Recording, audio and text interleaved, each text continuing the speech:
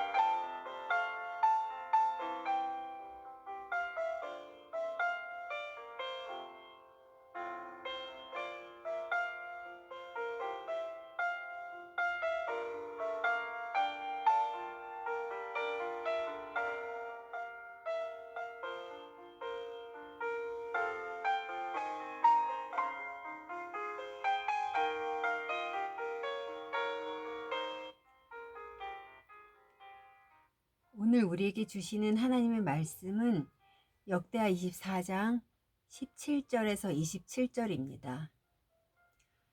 여호야다가 죽은 후에 유다 방백들이 와서 왕에게 절하매 왕이 그들의 말을 듣고 그의 조상들의 하나님 여호와의 전을 버리고 아세라 목상과 우상을 섬겼으므로 그 죄로 말미암아 진노가 유다와 예루살렘에 임하니라. 그러나 여호와께서 그들에게 선지자를 보내사 다시 여호와께로 돌아오게 하려 하심에 선지자들이 그들에게 경고하였으나 듣지 아니하니라. 이 하나님의 영이 제사장 여호야다의 아들 스가랴를 감동시키심에 그가 백성 앞에 높이 서서 그들에게 이르되 하나님이 이같이 말씀하시기를 너희가 어찌하여 여호와의 명령을 거역하여 스스로 형통하지 못하게 하느냐 하셨나니 너희가 여호와를 버렸으므로 여호와께서도 너희를 버리셨느니라 하나 우리가 함께 꾀하고 왕의 명령을 따라 그를 여호와의 전 뜰 안에서 돌로 쳐 죽였더라. 요아스 왕이 이와 같이 스가랴의 아버지 여호야다가 베푼 은혜를 기억하지 아니하고 그의 아들을 죽이니 그가 죽을 때에 이르되 여호와는 감찰하시고 신원하여 주옵소서 하니라. 1주년 말에 아람 군대가 요아스를 치려고 올라와서 유다와 예루살렘에 이르러 백성 중에서 모든 방백들을 다 죽이고 노략한 물건을 다메섹 왕에게로 보내니라. 아람 군대가 적은 무리로 왔으나 여호와께서 심히 큰 군대를 그들의 손에 넘기셨으니 이는 유다 사람들이 그들의 조상들의 하나님 여호와를 버렸음이라. 이와 같이 아람 사람들이 요아스를 징벌하였더라. 요아스가 크게 부상함에 적군이 그를 버리고 간 후에 그의 신하들이 제사장 여호야다의 아들들의 피로 말미암아 반역하여 그를 그의 침상에서 쳐 죽인지라. 다윗성에 장사하였으나 왕들의 묘실에는 장사하지 아니하였더라. 반역한 자들은 암몬의 여인 시므앗의 아들 사밧과 모압 여인 시므릿의 아들 여호사밧이었더라.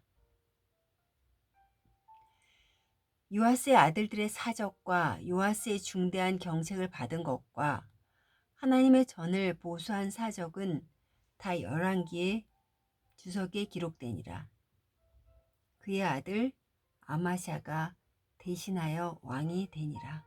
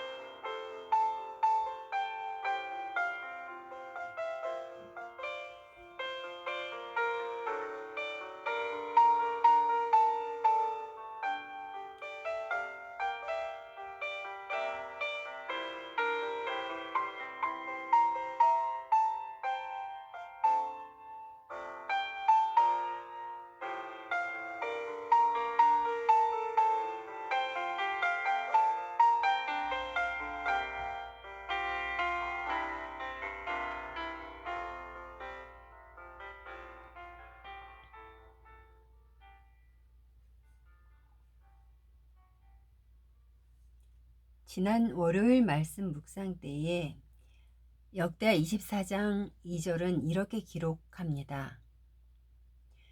제사장 여호야다가 세상에 사는 모든 날에 요아스가 여호와 보시기에 정직하게 행하였으며, 성경이 이렇게 기록했다는 것은 여호야다가 죽은 후에는 요아스는 전과 같지 않았다는 것을 의미합니다. 오늘 본문이 바로 그 이야기입니다. 요아스는 7살이라는 어린 나이에 왕이 되어서 여호와 보시기에 정직하게 통치했습니다. 요아스 곁에는 늘 여호야다가 있었고, 여호야다는 왕의 묘실에 장사될 정도로 그의 삶의 행동을 인정받는 사람이기에 요아스는 바른 길을 갈 수 있었음을 알 수 있습니다. 그런데 여호야다가 죽자 요아스의 삶의 행동에는 대반전이 일어납니다. 17절 18절입니다.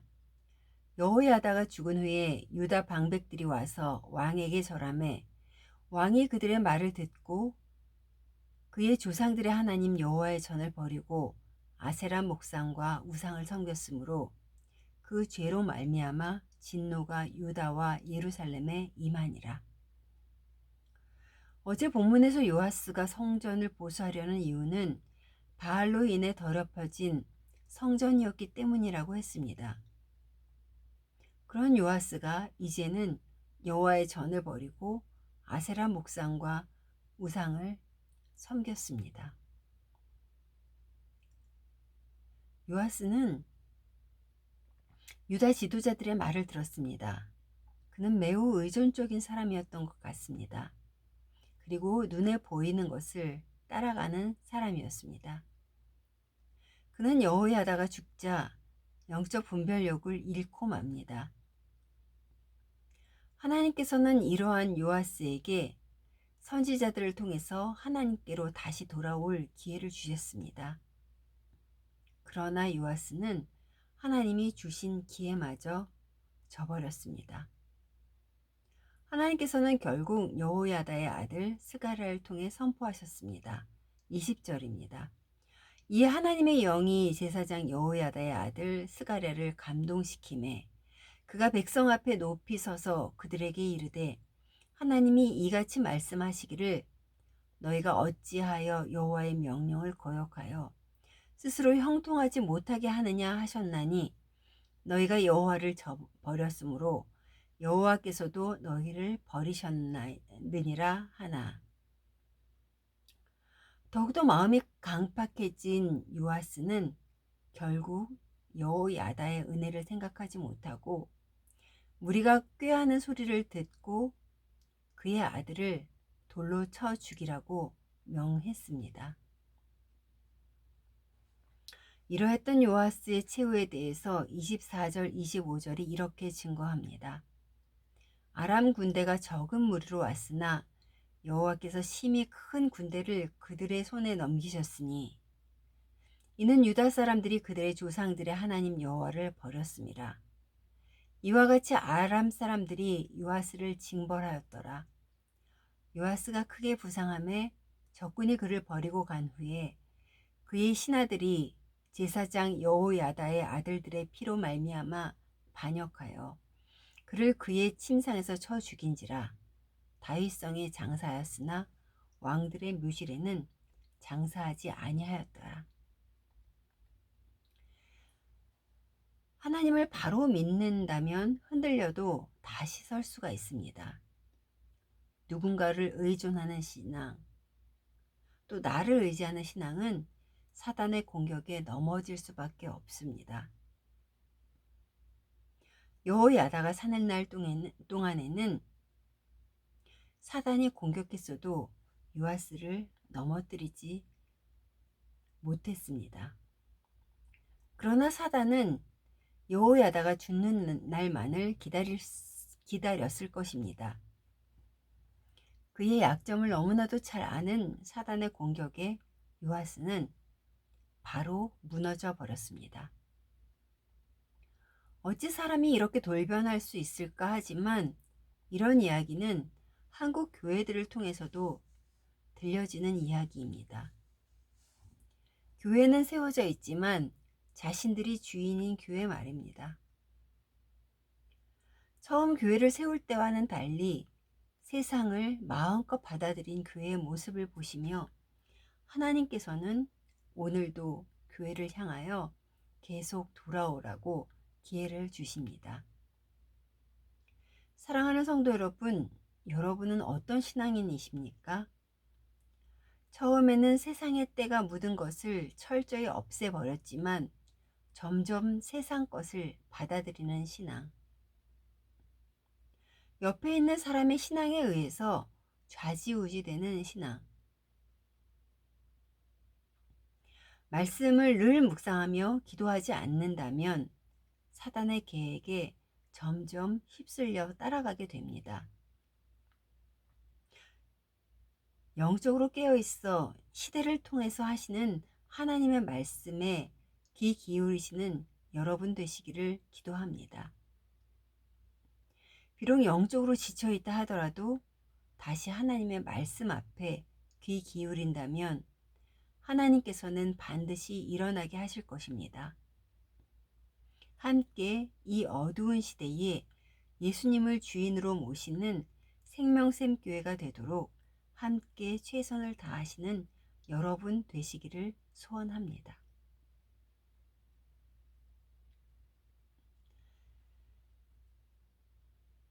내일이 수능입니다. 우리가 함께 기도하기를 원합니다. 생명샘 고3들 모두 건강하게 시험 보는 동안 지치지 않게 또 그동안 준비한 것을 시험 성적에 잘 반영이 되도록 우리가 함께 기도하겠습니다.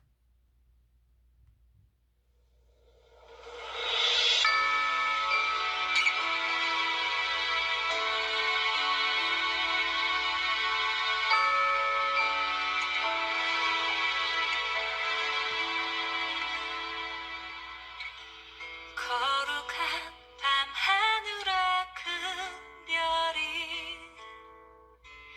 양떼를 지키던 목자들에게 큰 기쁨의 소식을 전했네. 온 세상 알도록 작은 마을 베들레헴에서 아기 예수님 탄생했으니 가장 큰 왕이 나셨다네. 예수는 만왕의 왕이 나셨다. 이 땅을 구원하실 왕. 만 백성들아 기뻐하라. 우리의 왕이 나셨다.